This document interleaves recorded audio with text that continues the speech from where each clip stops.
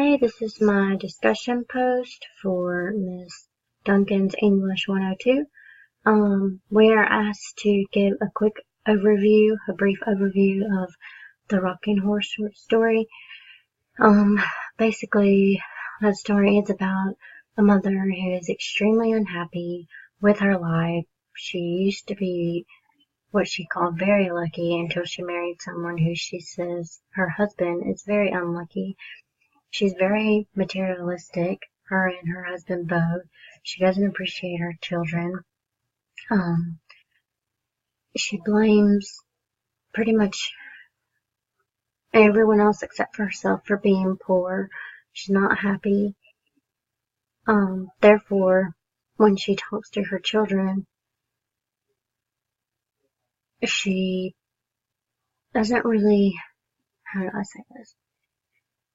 She lets her children know that she is unhappy, like her son Paul, who questions her about being lucky and unlucky, and she straight up tells them that if we're unlucky and poor because your father is unlucky, which is not really right to tell to a child. Therefore, she makes her child, Paul, become over obsessed with trying to be lucky to make his mother happy, and this in the end makes him severely sick, and he eventually dies.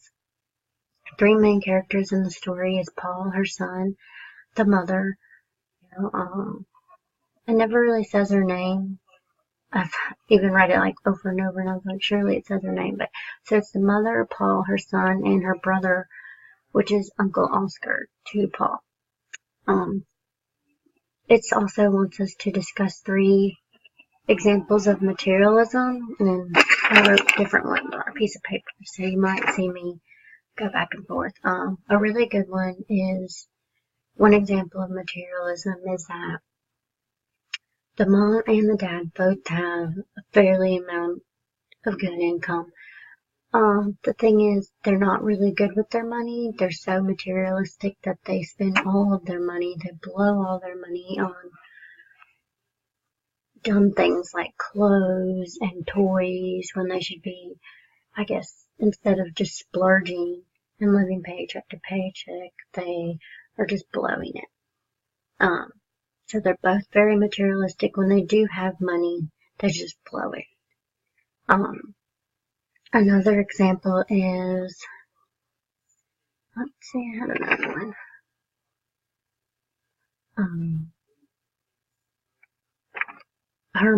Their mom always says that the money they have is never enough. She could earn it and it won't be enough. She's very pissed off all the time, it seems like, I guess.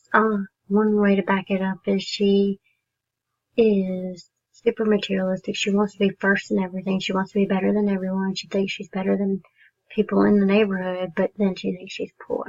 She tries to find this secret. She has a secret job in town, and she doesn't tell anybody about it because she wants to get all that money and keep it for herself so she can blow it.